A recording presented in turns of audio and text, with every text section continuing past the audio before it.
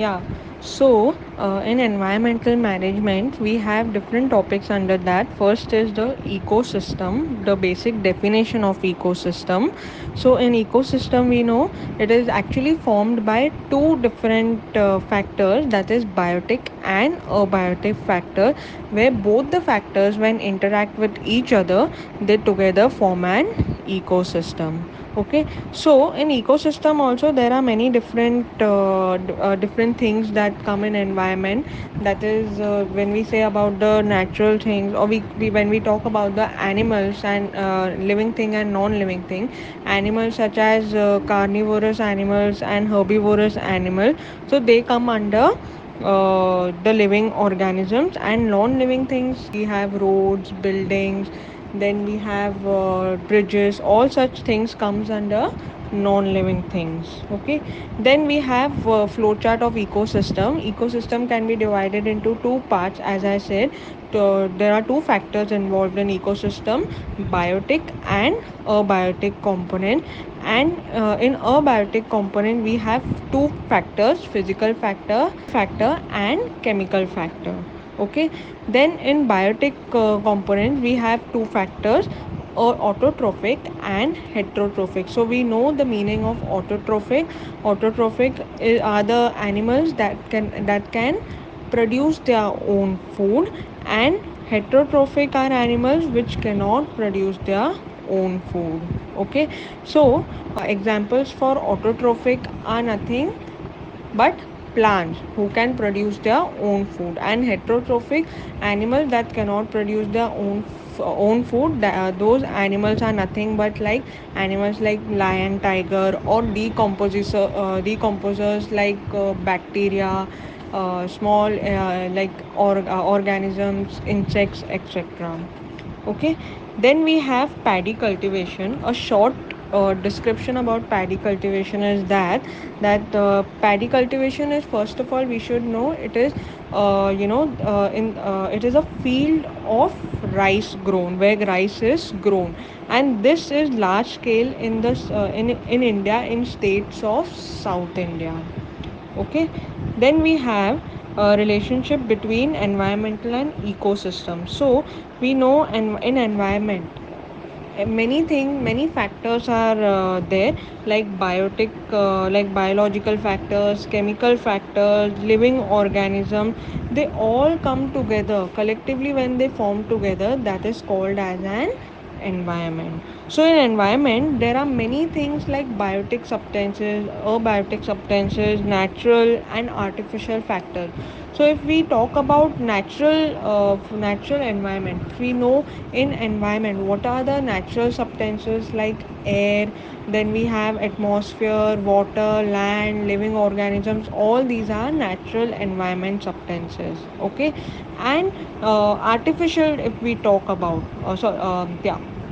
So if we talk about artificial substances, so artificial substances we can have like river, mountains, then you can talk about buildings, bridges. All these are your artificial substances. Okay, then there are also factors. We know environment can be affected with because of different factors, like it can be natural factors also, it can be man-made factors also. So natural factors, how environment is affected by natural factors, it is affected, for example, like earthquakes. Okay, so these are the natural factors where environment can be affected. And man-made factors are the factors where man will affect the environment, like for example deforestation.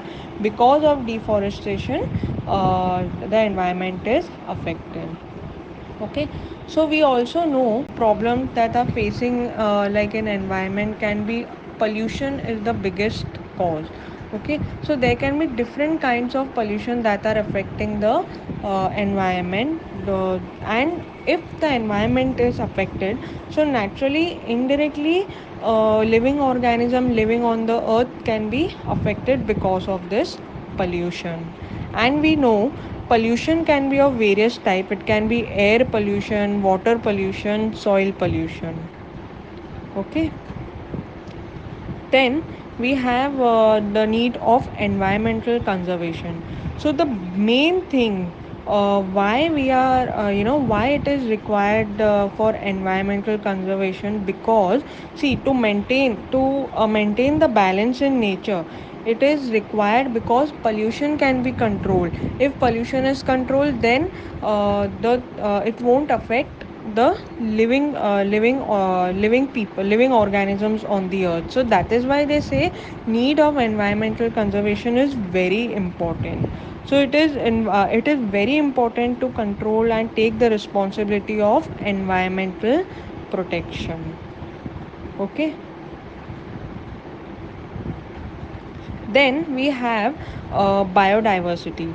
So we know the main thing, like in biodiversity, what is meant by biodiversity. It is nothing but where presence of varieties of organisms, ecosystem, and genetic variations with different species.